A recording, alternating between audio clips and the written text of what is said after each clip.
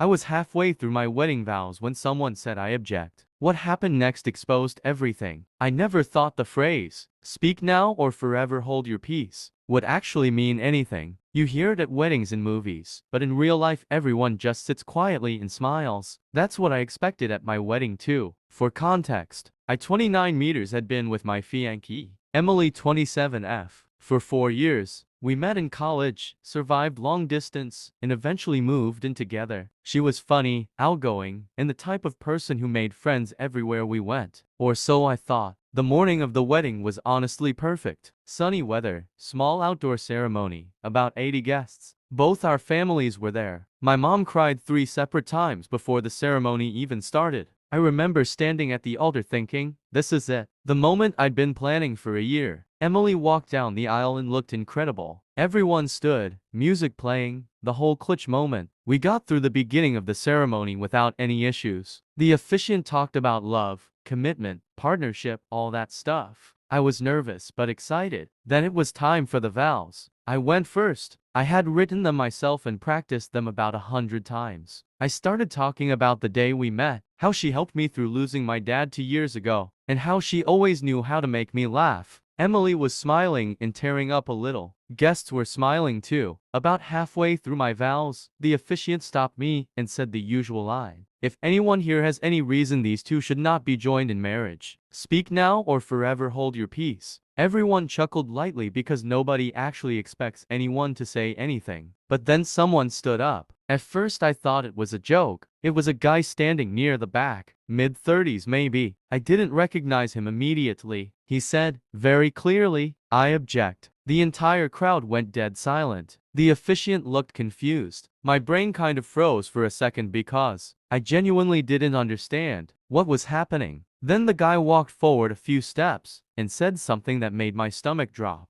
Before this goes any further, he deserves to know that Emily has been sleeping with my brother. You could literally hear people gasping. I turned to look at Emily. She went completely pale. I remember asking, what is he talking about? She didn't answer right away. The guy continued talking. He said his brother had been seeing Emily for months and that they met at a gym. Apparently the brother thought she was single until he saw engagement photos online last week. That's when he realized she was about to get married. According to him, his brother refused to come to the wedding himself because he felt guilty and didn't want to ruin things. But this guy said he couldn't sit back and watch someone get married under false pretenses. At this point everyone was staring at Emily. My mom looked like she might pass out. I asked Emily again if it was true. She kept shaking her head at first and saying it's not like that. Which, if you've ever been lied to before, you know is basically confirmation. Finally she admitted she had made a mistake. Her exact words, a mistake. Apparently, the mistake had been going on for about 5 months. I felt like the ground disappeared under my feet. For years together, and she couldn't even stay loyal during our engagement. The crowd started whispering. A couple of her friends looked horrified. My best man just stared at me waiting to see what I would do. The officiant quietly asked if we wanted to step aside and talk privately. But honestly I didn't even want to hear anything else. I just said, loud enough for everyone to hear, there's not going to be a wedding. And I walked away from the altar. I didn't yell. I didn't cause a scene. I just left. My best man followed me out. A few minutes later my mom came outside too. Apparently inside the venue things got chaotic. Emily was crying.